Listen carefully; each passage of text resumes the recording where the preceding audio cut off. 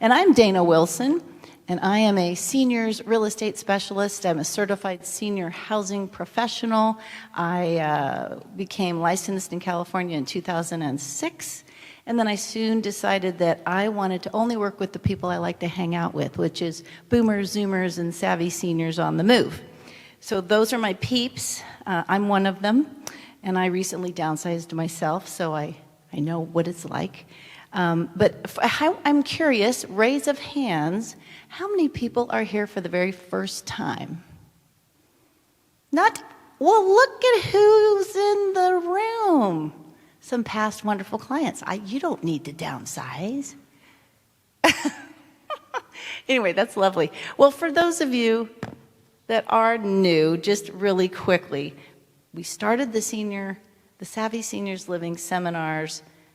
It'll be our 8th year anniversary in June, believe it or not. So monthly series featuring industries, local subject matter experts on whatever topic we are presenting on. We talk about trending senior issues, high-level education designed to ensure that East Bay boomers and seniors and homeowners and renters are educated, empowered, and equipped as they make lifestyle decisions. And so we now are officially the longest running, most well-attended series of its kind for free in the East Bay. So we're kind of proud of that. And it's thanks to the education partners as well. So, okay, so we talked about the learning labs. And again, next week, the 11th, the Heritage Downtown. And so let's get to today's topic, because it's always a popular one. Today we're going to talk about the challenges and benefits of letting go, also known as getting rid of our stuff, because we all have too much stuff. I don't know how it just gets there. All of a sudden it just gets there, and then it doesn't leave, and what do we do, and why do we keep it? So, I mean, really, that is the question. Why do we collect so much stuff and hang on to the things that don't serve us anymore? You know, do you have items from your parents, your grandparents, maybe your kids that left things in the attic or in the garage that are basically just collecting dust? Are you using everything out in that garage? What about your closets? We want to downsize and get organized, so why hasn't it happened?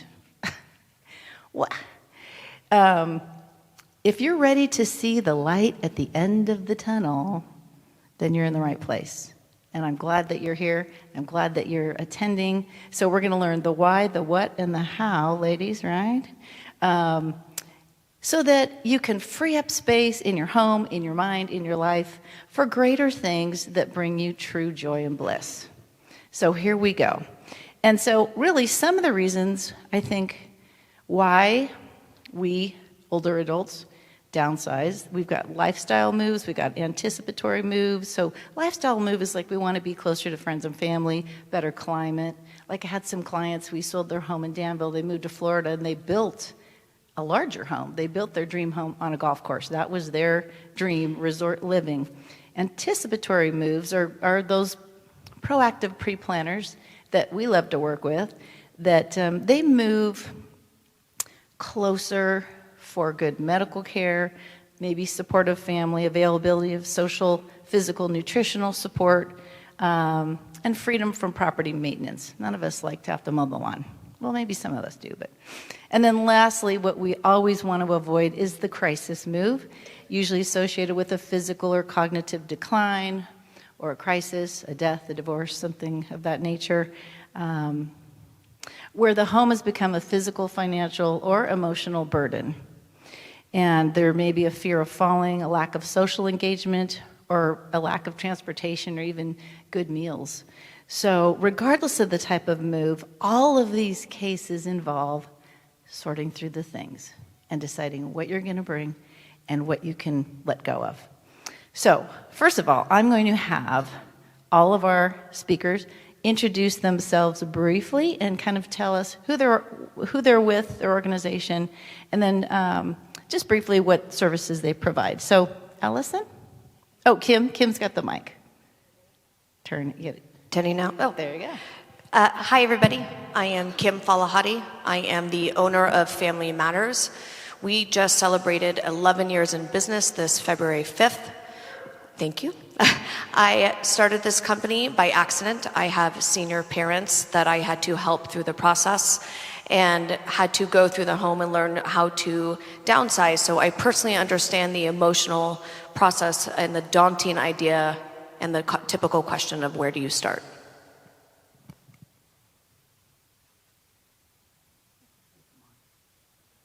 Hi, I'm Liz McKinley. Just first of all, how many of you are familiar with familial or essential tremor or have it yourselves? By a show of hands. So do I. So if you see me shaking up here, I'm not at all nervous, but I've lived with it since junior high school, and I'm actually very happy to be here. But it is something that like everything we learn to live with. And just wanted you to know ahead of time that everybody has some kind of disability, and that happens to be mine. My company is called Let's Make Room. We are in our 15th year. We're based in Oakland. We serve Alameda and Contra Costa counties. And Let's Make Room provides essentially 4 services: decluttering and downsizing for homeowners who are thinking that they are going to sell or move. We also do decluttering and downsizing for people who aren't moving anywhere, but they want to refresh their homes. We manage moves. I'm a member of the National Association of Senior and Specialty Move Managers. So we kind of take the fear and the stress out of moving by helping you plan and organize your move. We're not movers, but we find you great movers. And we help you, execute on the move so that you're going to feel less stressed and be able to get to your new home with energy to start your new lives. We also do unpacking and home setup services for people locally. And I also help people. I'm also a certified coach, and so I work with women in midlife who are trying to discover what's possible and discover their greatness. Thank you. And I'm a certified professional organizer as well. That's awesome. Thank you. Allison. Yes. Is it on? You can hear me? Well, you talk right here. Okay. Right I can here. hear myself, but I can't hear There it. you go. Okay. All right. I am so blown away by how many people are here. This is such a great turnout. And Dayna, you and your team are doing something really meaningful, bringing everybody together. Thank you for having us today. So I'm a doctor of behavioral health, and there is a company right in our backyard called Behavioral Fitness. And it is actually dedicated to all of you. It's a community-based organization that brings things to market that are basically what the community is asking for. So topics like decluttering or moving or changing and all the things that both of you have referenced. We're a group right in your backyard, right off of Ignacio. And we'd love to meet all of you sometime and have you at our location so you can engage in deeper conversations about topics like this. But decluttering and moving, I will tell you a secret. It's really not about the stuff. There's something else. Wait, will you say that again? It's really not about the stuff. We start with the stuff, we want to get rid of stuff, but what we have found on our team when we do this work is it's really not about the stuff. Which leads us into the first question I have for you. Okay. What are the emotional impacts, Allison, of somebody? What are some emotions that people may be faced with when faced with a move? It's a complex question because it's why are they being faced with the move? And so that's something to think about in meeting people where they're at. As you referenced, there's a list of reasons why people are engaging in thinking about moving. And so anything that has significant emotional impact, there's typically behaviors that surround that. So what we can look at is not necessarily the move, but what are other times in your life where you've had to make decisions, and how did you make those decisions?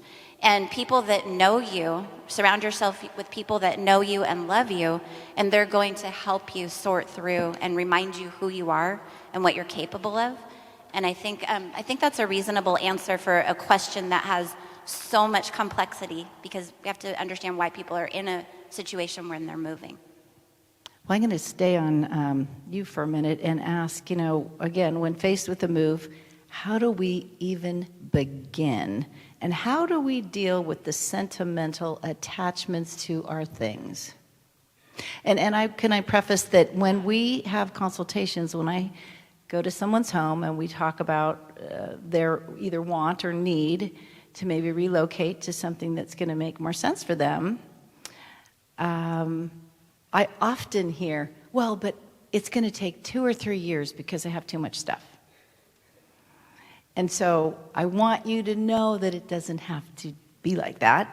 And that sort of prefaces this question. So the question, the way that I'm hearing this question is, somebody can come into any of our places that we're living, and they could see how plausible it is to downsize and get rid of some stuff and turn it into an Airbnb, even maybe, and make it very simple. And here's an answer to address this. When we work with people, we have found over the years that all humans have this thing called no matter what's. And let me explain.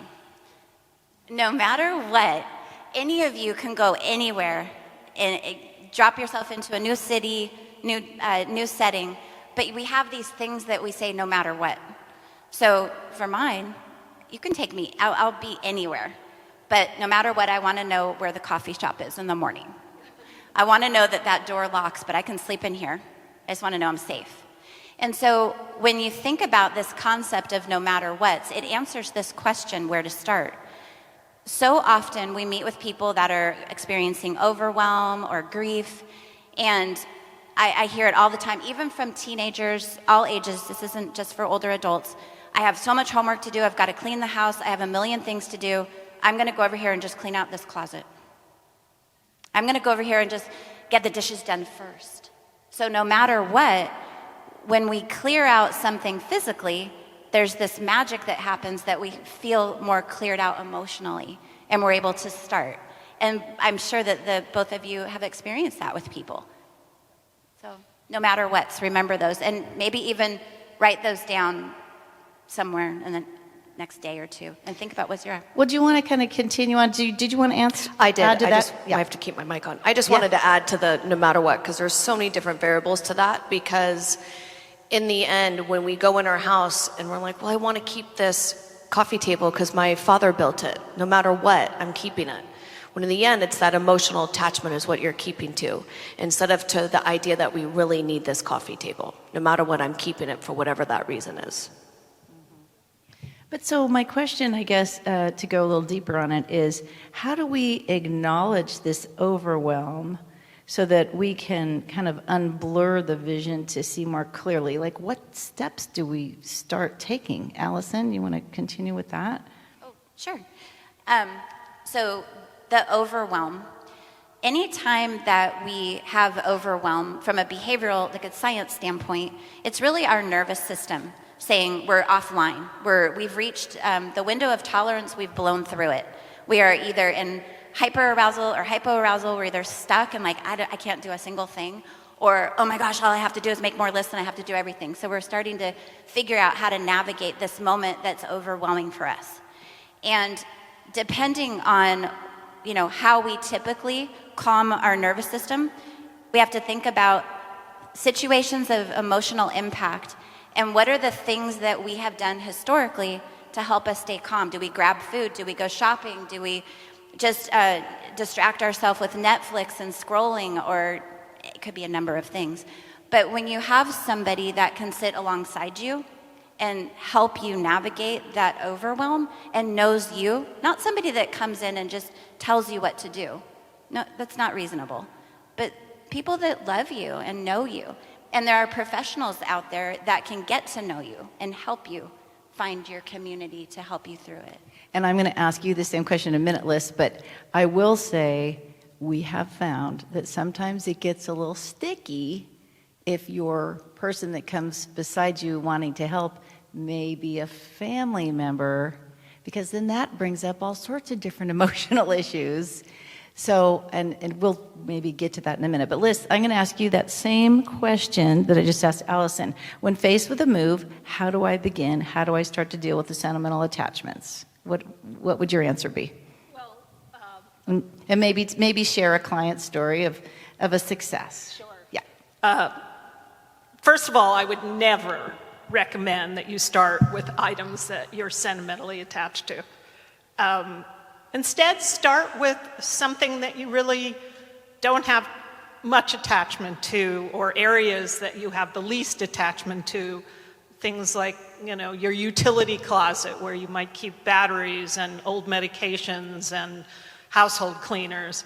And, these things may not spark joy, but they will be things that you'll use or not use, but you're not going to have that same sentimental attachment to them. The reason that making decisions about items that we're so sentimentally attached to comes down to that they evoke memories. And none of us want to lose our memories. And we've, in some cases, seen our family members go through just that. So it's hard to deal with letting go of things when they evoke memories. How many of you have had that experience? You've looked at something and you just turn away from it because it just suddenly your whole life starts to flash behind you. The good news is you don't necessarily have to. It depends on whether you're downsizing in preparation for moving, or whether you're just downsizing because you want to enjoy your home more. There's a little bit more pressure on you if you are on a deadline to get yourself or a family member moved. I use the word downsize, but I prefer the word curate. And all of our homes are a collection of prized possessions and useful possessions and possessions that we don't use and possessions that we haven't seen in 30 years. So the first order of business is to know why you're doing this, to keep your eye on the prize, to picture yourself in your new life, or to help your family member do that. There are certain categories of things that you're not going to want to bother with decluttering if you're on a deadline. Things like photos and memorabilia. My recommendation is, if we're not talking thousands of books, or thousands of boxes, hundreds of boxes, just have the movers pack them up and take them to your new place, and then consider how you want to deal with them, working with a photo organizer or someone else who can help you curate those collections. By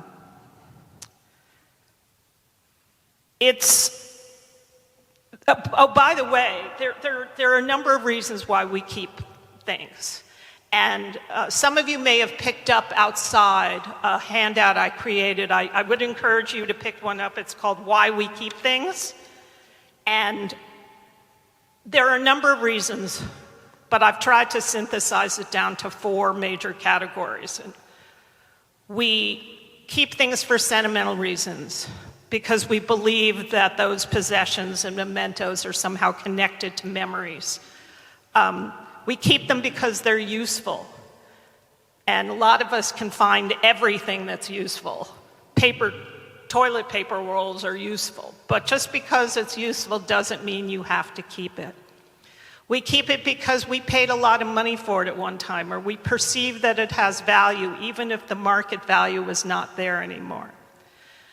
Also, we keep things for their creative potential. This is especially true of those of you who might be artists, or very right brain thinking people who are very creative, who can sort of see the potential in everything. So I do have some tips on that sheet about how to understand what your beliefs are around those things, what the typical behavior is, how to solve that problem, and some other strategies. And I won't go into too much detail about it right now, but I would encourage you to pick up one as you're on your way out. We had a client in San Francisco whose both her parents passed away and her husband, and she owned a home and her parents owned a home on the same street. 2 4-story homes that hadn't been decluttered maybe ever, and they had owned the houses since the 70s. And this was obviously a huge task. And there were things, she had been a jeweler, her father was in the jewelry business. There was things of high value in the house, and there were things of no value in the house. And there's that famous expression, the only way out is through. Literally what it takes to do that. And we did it in, I think, a total of 7 days, both houses, with a crew of 6. What it really takes is to have the willingness to confront and be brutally honest with yourself about why you're doing this, and to have a vision of where you want to be. When we first started working with this client, she had created a little nest for herself in the kitchen because it was the only free space in the entire house. We don't typically work with people with severe chronic hoarding disorder. I would say that she was chronically disorganized. The difference being that she was extremely motivated to get rid of things. She just was overwhelmed, and she needed help. So we, in a matter of 7 days, were able to sort everything in her house, help her make decisions that she could live with, find homes for the things that she didn't want, contain up and all the things that she did, or actually get them back in their rooms so that they can be packed and moved by the movers we helped her find. And then we helped her get unpacked and set up in her new home in Tiburon, which was a glorious experience because we got to see her finally live out her vision of the life that she really wanted. Okay, that is awesome. Thank you for sharing that. I'm doing something similar right now for a client who has a 4,700 square foot home in Lafayette, and we are bringing in the troops. We've got the whole team involved. We have had move managers come and help with what they wanted, needed, loved, and would fit. We got them from their old house into the new house and set up.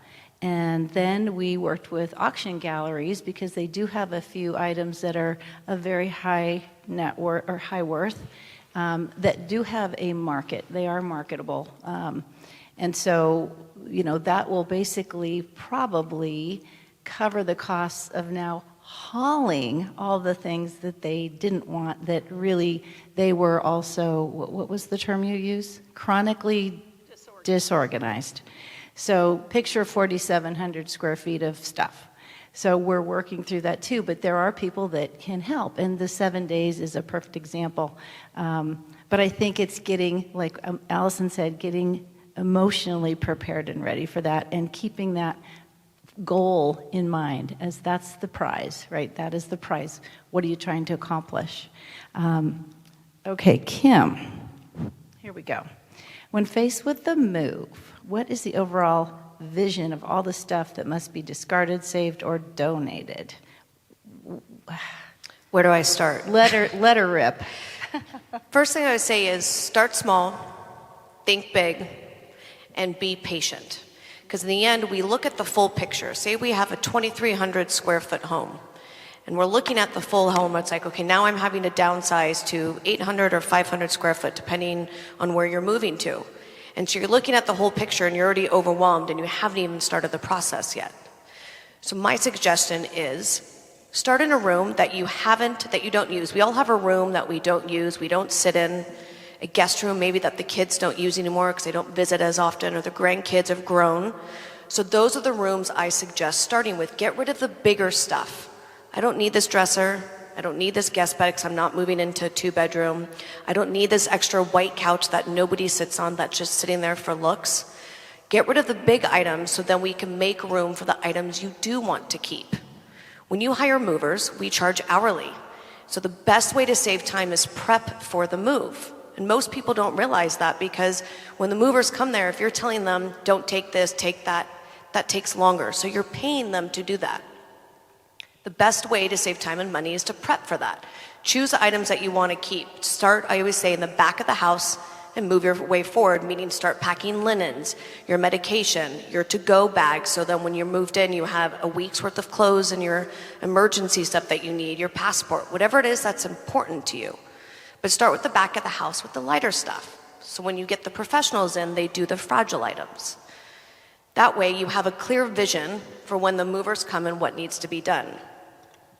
Then say if you're having multiple locations, one might go to storage, one might go to your children's, and then one might go to your place. Painter's tape is the great way to identify what it is that you want to do. I always say green means go. Goes with you, and it doesn't damage any of your belongings. And movers know how to identify that. So when then you come in, you're already saving time.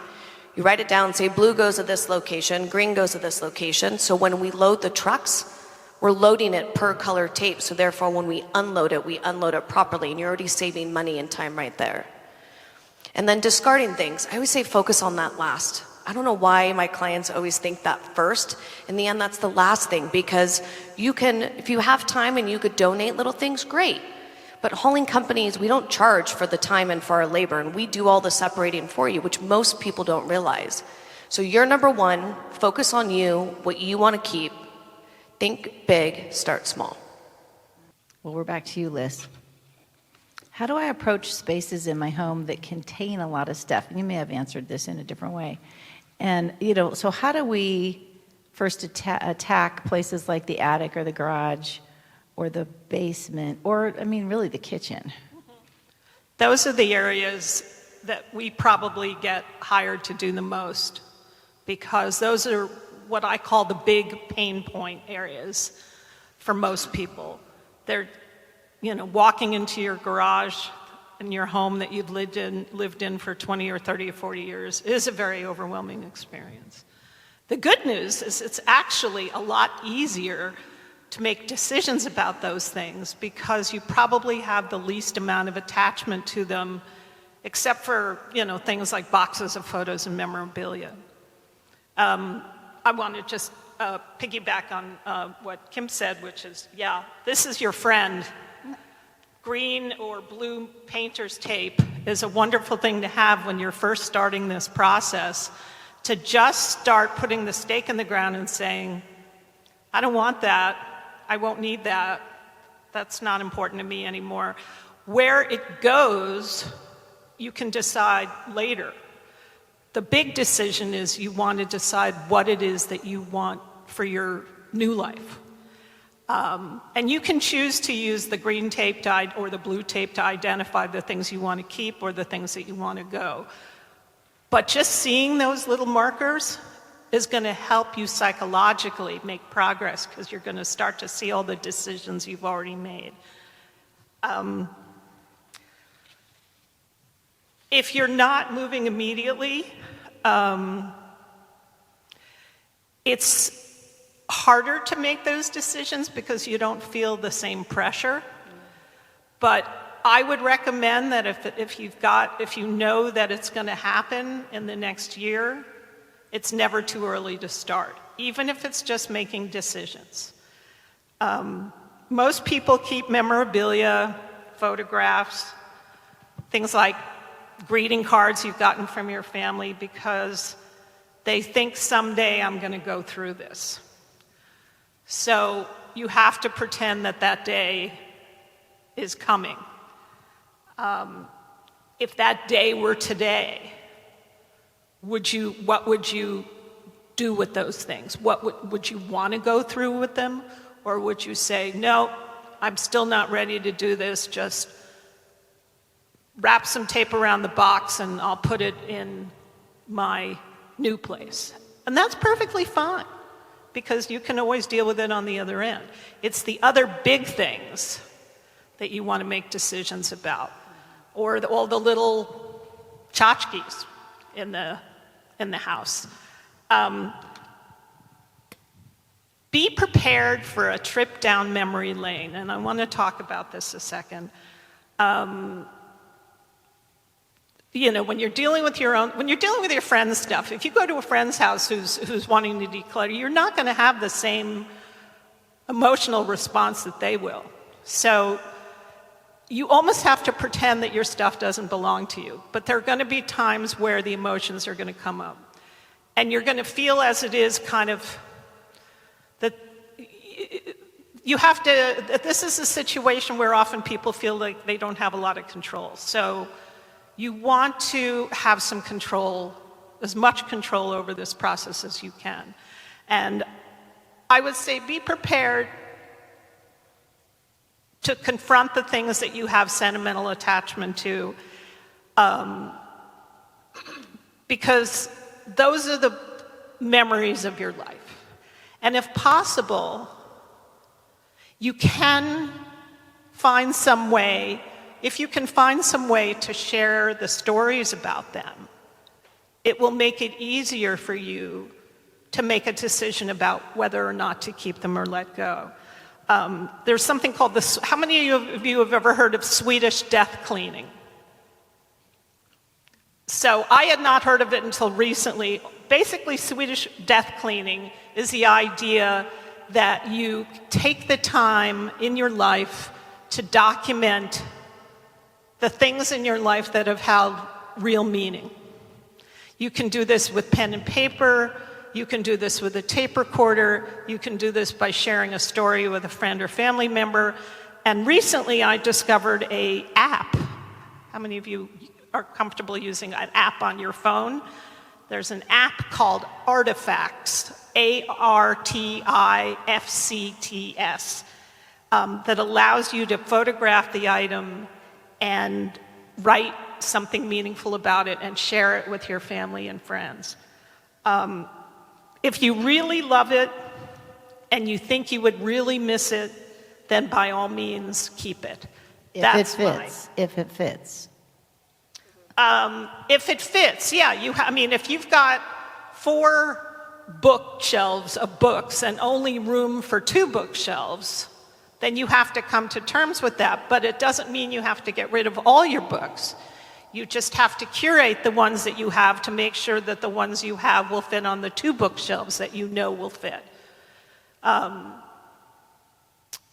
There are always, if you really love something and you can't let it go, there are always alternatives. You can take a picture of it and keep it as a memory that way.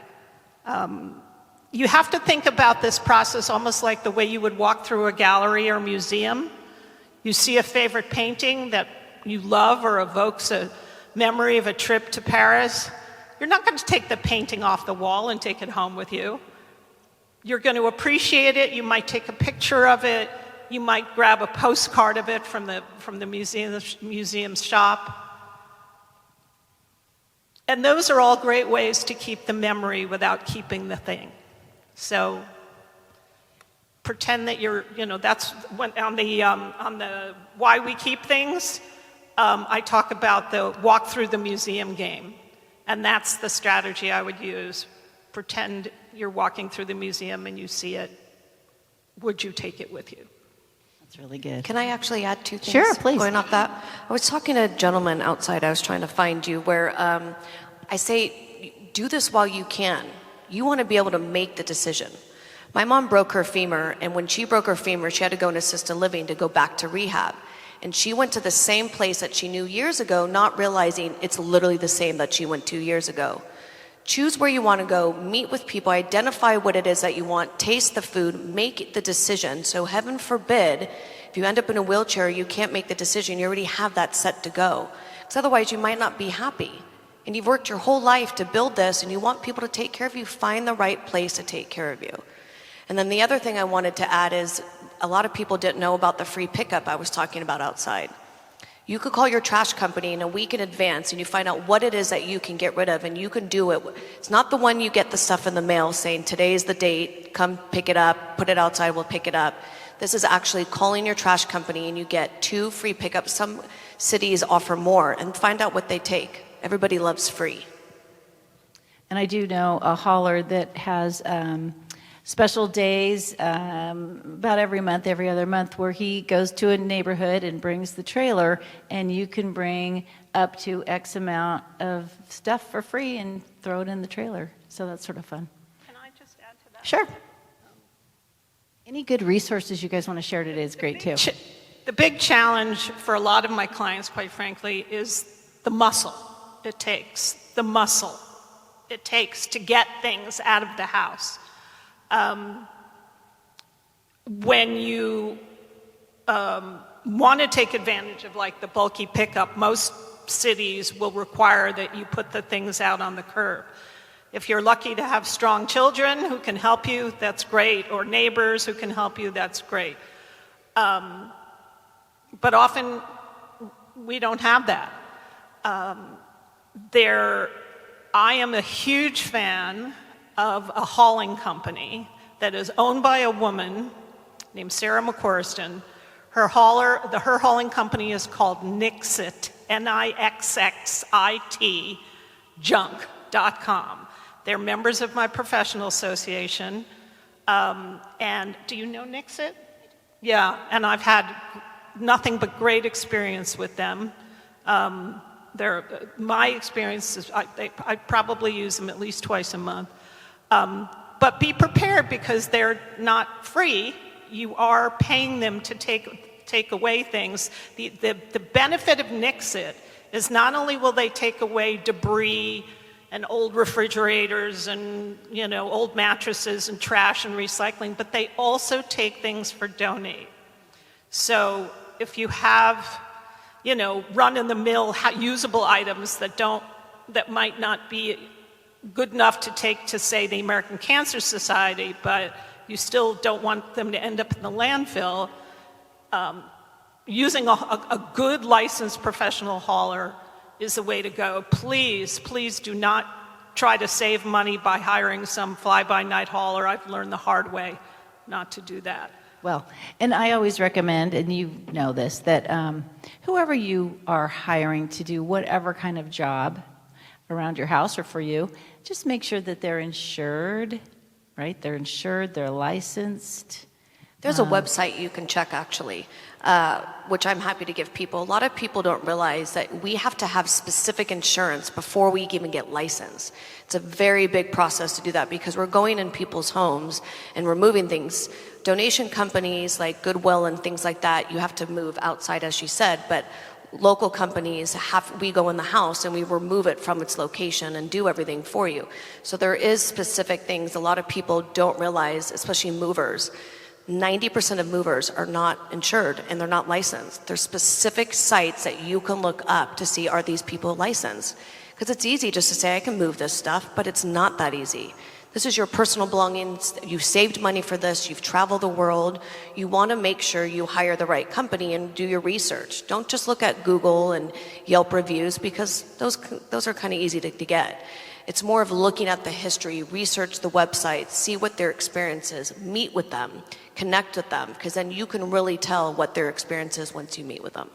And I love Liz's idea. I've recommended this to people too, and I think it's been helpful to take the pictures of things. So take a picture, create a scrapbook, of the things that you know you're not going to be bringing with you, and then write a little story about it underneath the picture, and share your memories with your loved ones, or maybe they can help fill in some blanks about okay, we're going to get rid of great grandma's huge hand-carved dining room table that came from Germany, but we won't be serving parties of 12 to 20 anymore, so it won't fit.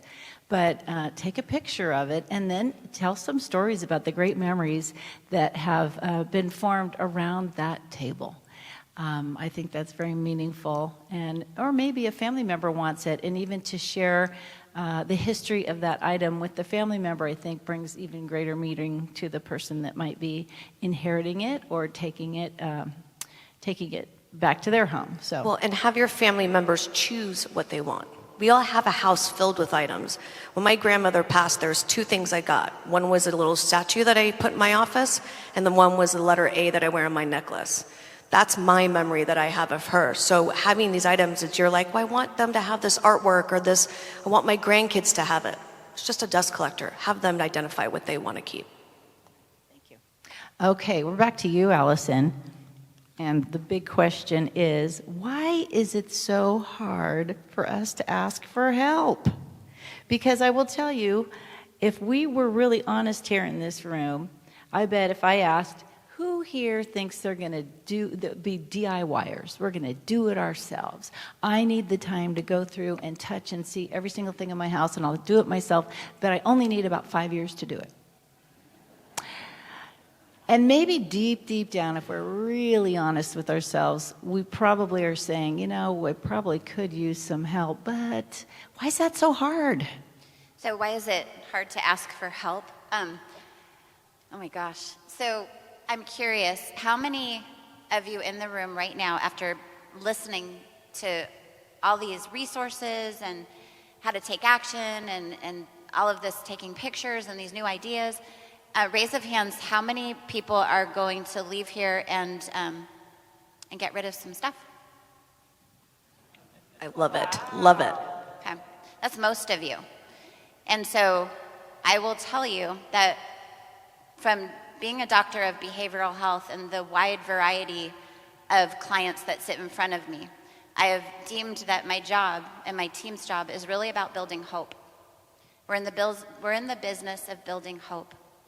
And when you hear inspiring stories of families downsizing, 4,000 plus square foot homes since the 1970s and living the dream of moving to Tiburon and having their favorite things in a photo album and having these great resources that these 2 women are sharing with you, and Dayna knowing how to keep you safe by reminding you about get people that are insured and do this the right way.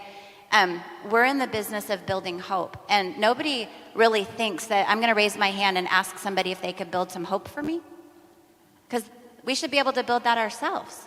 We always have. We know how to do that. And so when you think about what value is here in this space together, we're collectively realizing that there's a level of suffering that we all have around getting older and changing. And when we do that in isolation, it's dreary. And so we want to use our impression management skills. And when we see each other at Trader Joe's or at church, we want to go, I'm great, how are you? But really we're home and we're worried. Things are weighing on our hearts. So what Dayna is doing, bringing us together collectively to share something that is affecting all of us, and to have these resources, we're all walking out of here, and the way that you raised your hand is because you're not asking for help, you're inspired because you feel hope. I think that's the answer to that question that I have. I'm more of a glass, half full kind of gal. I love that.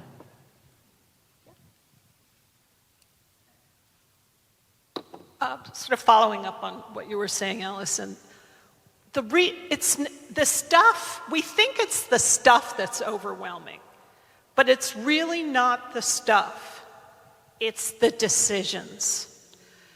So when faced with having to decide whether we want this water bottle or not, or this pen, or whatever it is, that's what gets us stuck. And in my industry, our industry, we like to say, you know, there's a famous saying that clutter is nothing more than delayed decision making. But I've often wondered, well, why? Why is it delayed? What's delaying it? And it's because we don't know what questions to ask ourselves to help us make a decision about whether to keep something or not. The goal is not to get rid of things. The goal is to decide, like I said, curating. The goal is to decide what's really meaningful and valuable and useful for us and what isn't, that we can let go of. So when I'm working with clients, for example, the first question I'll ask them typically is, well, do you love it? And if it's something that's going to fit the vision of their new lives, then let's keep it. You know, let's move on to the next thing. But those are few and far between. Often it really comes down to if it disappeared, would you miss it? Would you buy it again if you saw it in a store? Would you? Is it useful? Is it something that you would use at least once a year? So like holiday things. So if you know what questions to ask yourself, and this is something that we really specialize in, is prompting our clients to make decisions that they can live with. They may not be perfect, but they're going to fit their bigger goal. So often I'll say to my clients in the beginning, and this is absolutely true, I don't have an opinion about what you keep or toss. I really don't. But I do have an opinion about helping you meet your goals. So if I see that you're making a decision that seems contrary to that, I usually ask permission to gently point that out. So I will always, we will ask the person the questions, and usually within one or two questions, they are able to say, nope, I want it, or no, I don't. And then we just move on. It's that simple. This is a hard process, but it's not an impossible process. It just takes time and support. Just to add something to that, visual helps. I'm a very visual person. And as we season, as my mom says, we don't wear a lot of the same outfits we used to. We might not play golf or tennis anymore, so we don't need those outfits. So a great trick is to turn all your hangers around. I have a walk-in closet. I have a lot of stuff. So once you start wearing the items, you turn it back the correct way. And then you really see how much do we wear. We change our shirts pretty often. We have like maybe 5 or 10 that we wear, but our pants are pretty much the same. We don't realize that because it's full, just because we have the closet, the door, the drawer to open up, the cabinet, whatever it is, we feel we have to fill it. You don't have to fill it. Visual helps. I like that. It's very good. I do it all the time. I'm going to try that. We really don't wear a lot of the stuff. I have stuff in my closet. I know I don't. But I'm like, well, I might wear it someday. Okay, Allison. Why is it natural, not for all of us, but for some of us, to really resist change? What is in our psyches that makes that hard for some of us? That's for me? That's for you. That's for me. Ms. Allison. Well, I'm curious, does anybody have an answer to that? Other than me and us? Yes. Feels like I'm throwing away a piece of me. And is that true? Is that a true statement? Yeah. In a sense, if you purchase this or you have this in your space, it has been a part of you. You've been seeing it, looking at it, even if it's hidden in the attic. Was it Lou that I was talking to before we got started? The rice? That was you, right? Yeah, it was you. Call them out there. The rice collars. So this is something in our attic or in our space that we have attachment to that is going to one day be really useful, or we think that we can gift it to somebody. I'm certain that somebody would want this. I better hold on to it for that moment that somebody says, do you have the ladle that hangs off the side of the old-fashioned punch bowl? Yes, I do. I do. I got this, for my wedding, and I still have it. So what we're thinking about why it's difficult is that there's an attachment. And humans, from a behavioral standpoint, we rely on attachment to live. We rely on the attachment that we have to each other and to the environments that we occupy. We literally create what's called a set and a setting, a mindset and a physical setting that becomes part of us. And it's actually a term called environmental wellness. It's one of the 8 areas that we look at in the healthcare system to make sure that we're occupying space that helps us feel good and inspired.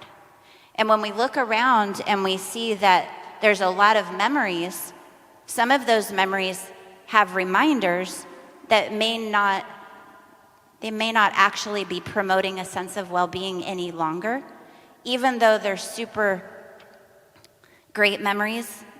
The painting from Paris or the ladle that I got from the wedding. But those could be reminders now that determine that the past was so wonderful and the future doesn't have much to look forward to.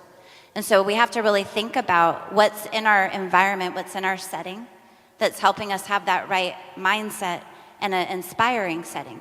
And that's one of the reasons when you go off to an Airbnb, you get inspired with the simplicity of it's about going within and saying, I don't have a lot of laundry to do, I don't have dishes, I don't have things to take care of. What do I want to make of this day? And it might just be that I want to walk outside and go to a coffee shop instead of, staying at home. I'm gonna time for a little story. One of the things that I see quite a bit between families is the inspiration of I'm gonna do it. I'm gonna get rid of my stuff, and then they do these veterans pickup days or the Goodwill, or they find ways to get rid of stuff. And which behavioral fitness, by the way, is another resource. We partner with our community organizations that we will take your things and bring them to shelters where women are rehabbing and they need things for interviews. We also bring them to Diablo Valley Ranch, which is a place for men when they're rehabbing and they're going out to pursue job opportunities.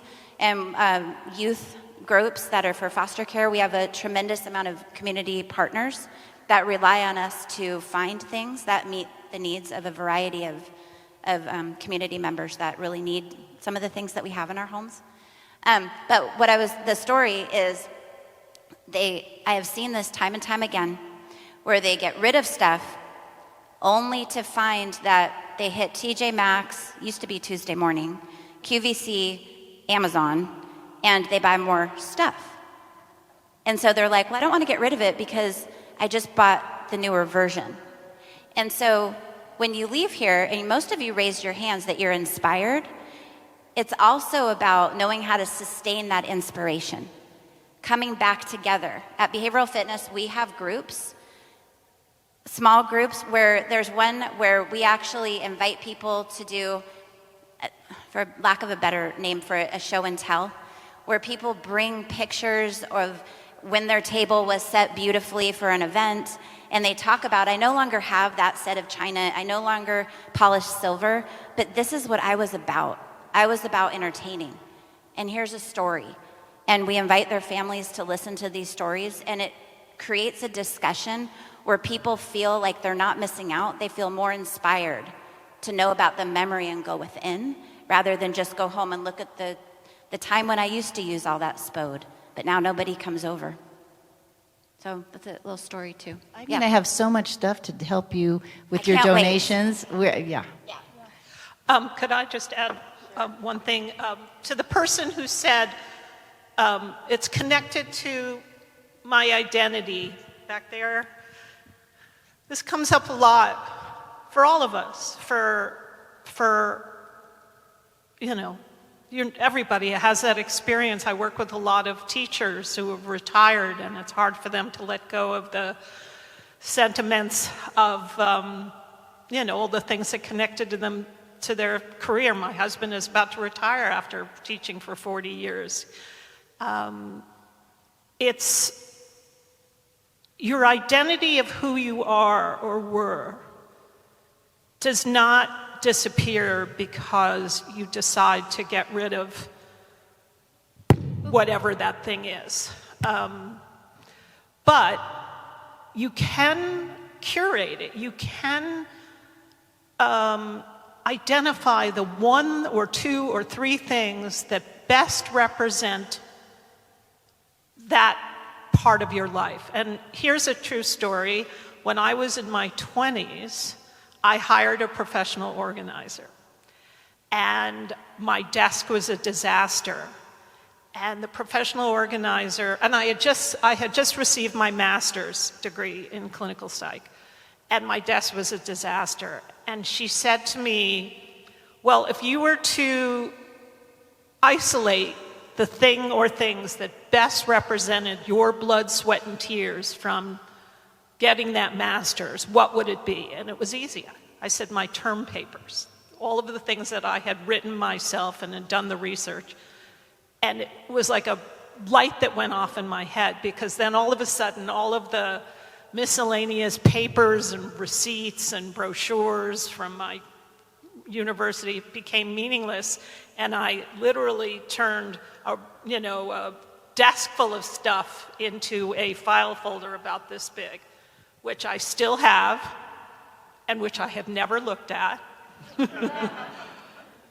But what's the big deal? If I wanted to move it to the next place, I still have it. And I also just wanted to add that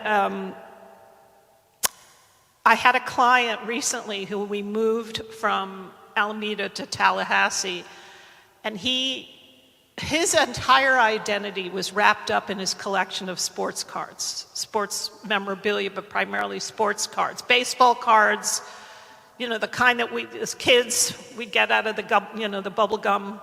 He had a storage facility full of them, and his wife was literally having conniptions over what they were going to do with the baseball and all the sports memorabilia. And I'll be honest, I actually didn't help him downsize this. What I did is I connected him with a woman down in Tallahassee who I felt could help him with some of the downsizing. But he himself found a collector up here who took half of it off of his hands, paid him an agreed upon amount, and he was really happy with that because he kept the things that he wanted and he got rid of the things he didn't. He found somebody who was interested. And he was 84 years old. And if he could do it, my feeling is anybody can. Nice. And one last thing, the client that we did the 2 houses for in San Francisco, we found $7,000 in her sofa. And we found $14,000 in a white envelope in the top of a closet for another client. So even though this is an investment, it may come back. You never know. To help. You never know. Well, so some last minute tips and suggestions for people who are struggling with change or struggling for about letting go is just know it's natural. You're not alone. To cling to stuff, to cling to our youth, to cling to our old identities. Maybe we were attorneys and we have been a retired attorney now for 35 years, and yet we still have our law books that we don't look at, and half of the laws have changed anyway. So keep what brings you joy and gratefully release the rest, because you have enjoyed those things, and maybe some of those things will go off and bring meaning to the next owner of those things. Remind yourself how many obstacles you've already overcome in your life. Go back and really focus on how strong you really are. You are resilient, every single one of you. We've gone through childbirth, heartaches, loss, great joys, adventures. Surround yourself with people who remind you who you really are. I think that's really important. Remember your things in a scrapbook. We've already talked about that. Or write a story. You guys beautifully shared that. And reach out to the experts. I mean, any of us can put you in touch with a number of wonderful people that can help you depending on what your current situation is and what you're trying to accomplish. And so, again, if you want to take a deeper dive into any of this topics, we're happy to have a consultation with you. And now the time has come for me to ask you, well, first of all, let's give a big round of applause to these lovely experts. Q&A time. Who's got a question for one of our wonderful experts about your stuff, getting rid of stuff, or the emotions, or anything we talked about today? Hello. It's easier for me to get rid of my wife's stuff, but difficult. That's for how it my own always stuff. works. Okay.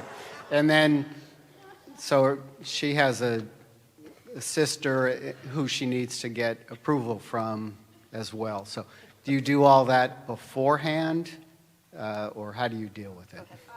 I'd like to take that question if you don't mind. So first of all, before I became a professional organizer and before I worked in corporate project management, I got my master's, as I said, in clinical psych and trained as a marriage and family therapist. So here's one tool that I bring into my work with couples. And I promise you I've saved a lot of marriages this way, not to mention a lot of backaches. If you are the owner of the decision of the item, say it's your clothes, your wife does not get to chime in. If she is the owner of the decision of the items, let's say it's her crafts, she has a collection of crafts, you don't get to chime in. The only exception to that is if one of you have delegated, specifically delegated the decision making to the other person. So if you jointly own the things, then I will work with one or both of you, so long as you both agree that the person is going to be the decision maker. But if you're both there, then I will just engage my skills to help you make a decision that you can both live with. Nice. I love that.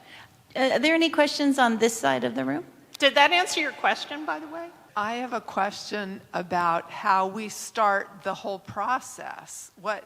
So here we are getting all this information, but okay, what do I do when I go home? Do I call you? Who do I call? Do you come to my house? Do you talk to me? Do you how does it all Well, and start? they kind of address that, where you want to start with the easy stuff and the non-emotional stuff first, right? Oh, I That's think correct. my question is how do you start the process with hiring somebody? So I'm sure I could speak for all of us saying that we offer free consultation. I was speaking to somebody else that met me before and she really wanted to start selling items. Well, you can't sell anything unless if you're out of the home.